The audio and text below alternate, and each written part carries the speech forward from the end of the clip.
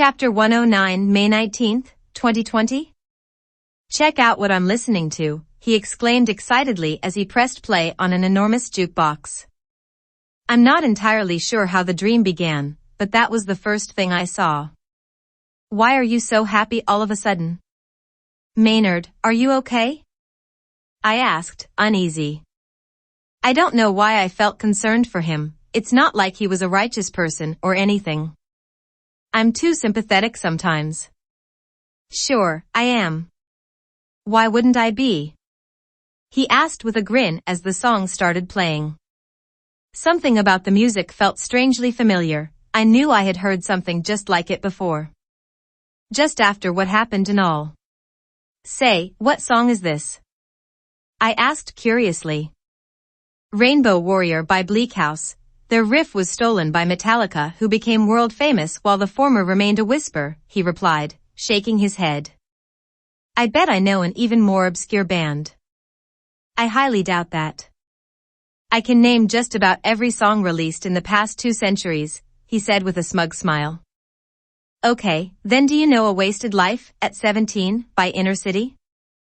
I asked, hoping that he wouldn't know it. It honestly drove me mad how intelligent he was. I was a child compared to him. That's the thing with psychopaths. They'll charm the hell out of you to get your trust and then screw you over. Their ultimate life goal is to ruin as many lives as possible. Maynard would have gotten along just fine with that Marquis de Sade lunatic they taught us about in world history class. How crazy was he? Well, they named the word sadism after him, Sue. Inner City? I can't say I know that one, he replied with a disappointed expression. That's the thing with me.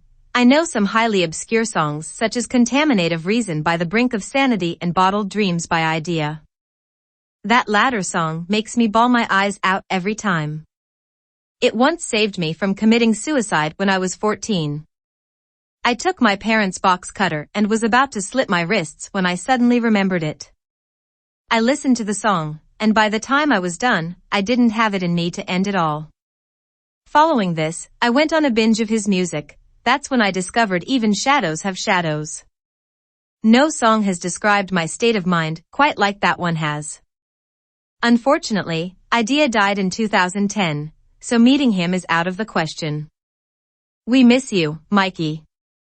R.I.P. Ha, I knew I could get you one. I said smugly before blowing a raspberry. It was quite a childish thing to do, I'll admit that much. This was only one test, there are 2 more, he said, completely serious. How bad could they be? I asked, chuckling.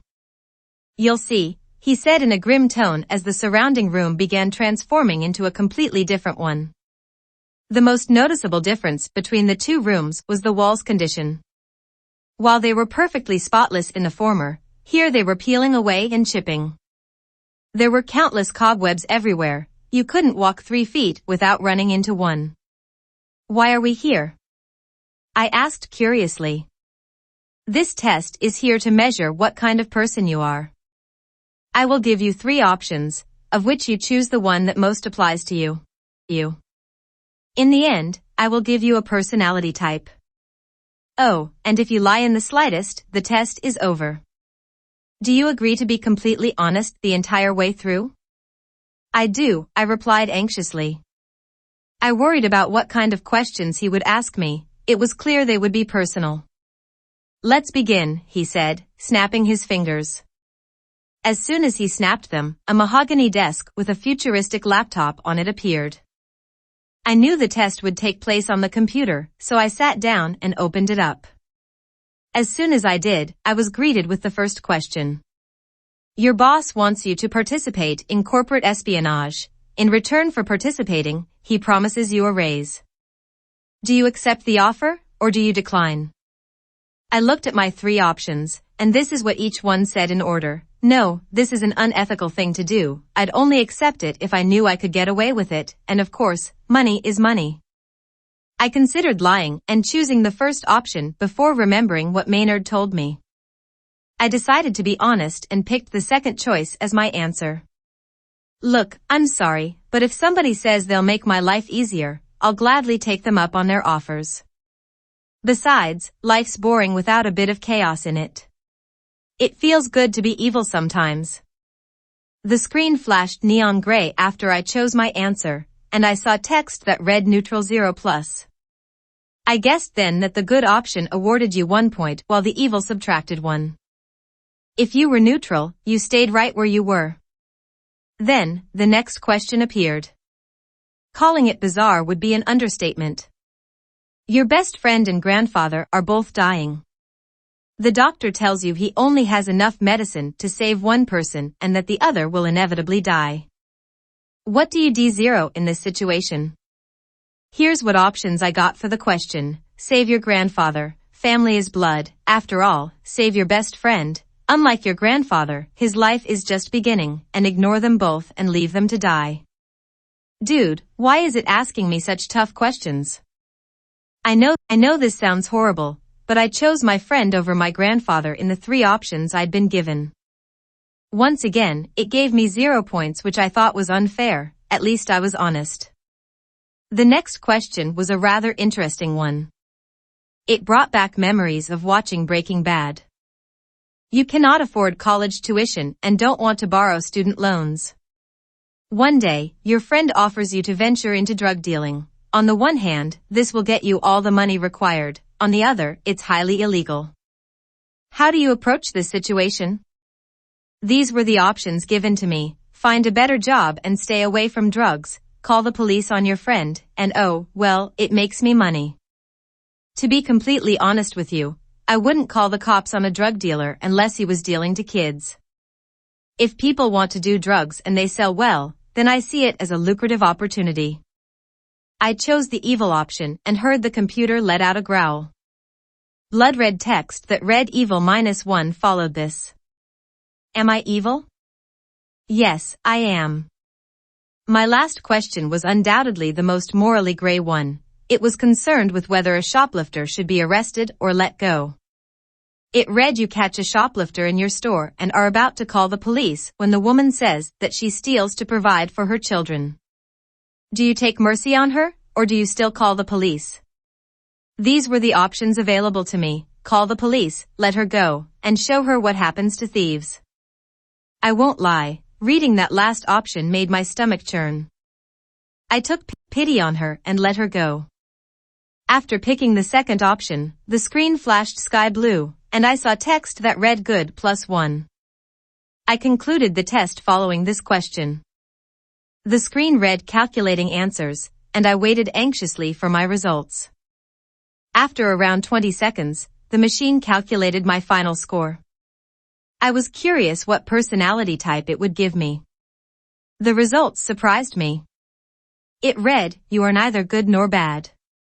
You live for your freedom above all else and only do good things when you are rewarded for your actions. You are the type of person to stop a robbery and then pickpocket the victim when he's not looking. Your weaknesses include indecisiveness, impulsivity, and being easily irritated. I mean, that is true to an extent. The computer printed my results out of the bottom of the screen and shut down the moment it was finished. Maynard materialized in the room and asked how the test went about 3 seconds later. It said I am neither good nor bad. That's the most dangerous personality type you can have, he said disapprovingly, shaking his head. Show me what it's like to be the last one standing and teach me wrong from right. And I'll show you what I can be. Say it for me. Sing it to me. And I'll leave this life behind me. Say it if it's worth saving me, I sang softly in response. It was the lyrics to Save On Me from Nickelback.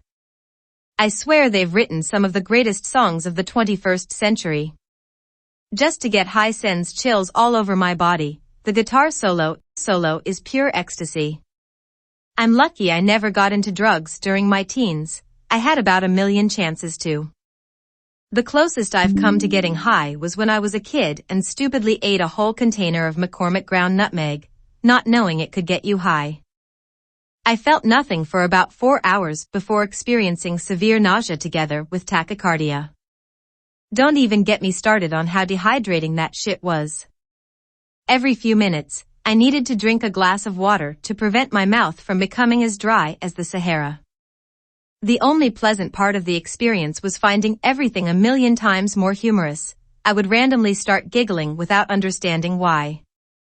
Oh, and it made music sound fantastic. My dad played Into the Night by Santana at dinner while I was high as a kite. I remember my dad commented that my eyes were extremely bloodshot and looked like they were bleeding. I'm pretty sure I just nodded and laughed like a maniac in response. He put some drops in them, but they would become dry in a matter of minutes. The song felt like it was an hour long as I listened to it. Time itself had slowed down. Anyways, it wasn't the most pleasant experience of my life. I got a hangover the following day and genuinely felt like I was sick with the flu. I experienced an auditory hallucination of a group of cats meowing loudly. I remember looking all over my room for them, but they were nowhere to be seen. I heard a bird chirp for what felt like 2 hours. I was both confused and terrified by the hallucinations. I did not know what they were at the time, so I thought that all of this was real. I later found out that nutmeg affects the endocannabinoid system, so I guess my experience was a lot like smoking too much pot. I suppose that explains the horrible short-term memory I had on it and the feeling of your body becoming massively heavier. I sure know a lot about drugs for someone who's never intentionally done them. Using the lyrics to Savon Me by Nickelback in a real-life conversation, he said with a tiny smile. Indeed. Now, listen, can I go? I've done what you've requested.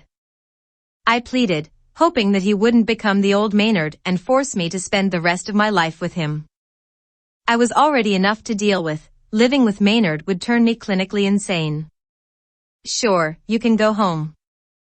All you have to do is drink this, he said as some sort of glass bottle materialized in his hands. What? Why? I asked, confused. That's just the only way, kiddo, he replied with complete seriousness. Well, okay, I trust you, I said cautiously as I took the bottle from him. I put it to my lips and took the first sip. The moment it touched my lips and tongue, I felt a robust numbing sensation like what kava gives you. The taste was abysmal, further compounded by me being a super taster. The best way to describe the taste is that it tasted like a combination of urine and black licorice. You really expect me to finish the whole thing? I asked with a groan. He simply nodded in response. Fine, I said in an annoyed tone as I chugged down the rest of the bottle. I could barely keep the contents down because of how much they upset my stomach.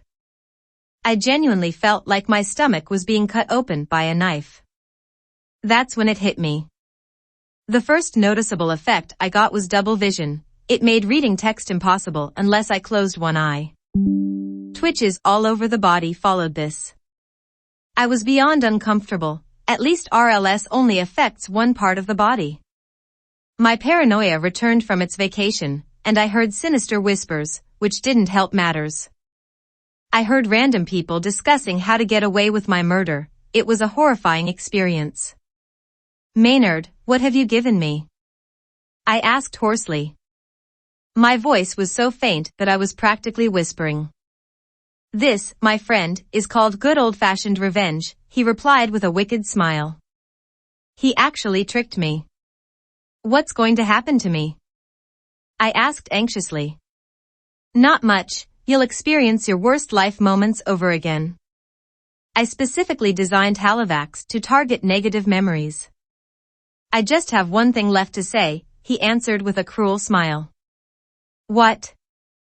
I asked in terror. Welcome to hell. Then I experienced it all over again. I was back at my father's funeral. I was back at the hell I tried so hard to escape from. All of my progress was seemingly in vain and never amounted to anything at all. Just when all seems fine, and I'm pain-free, you jab another pin in me.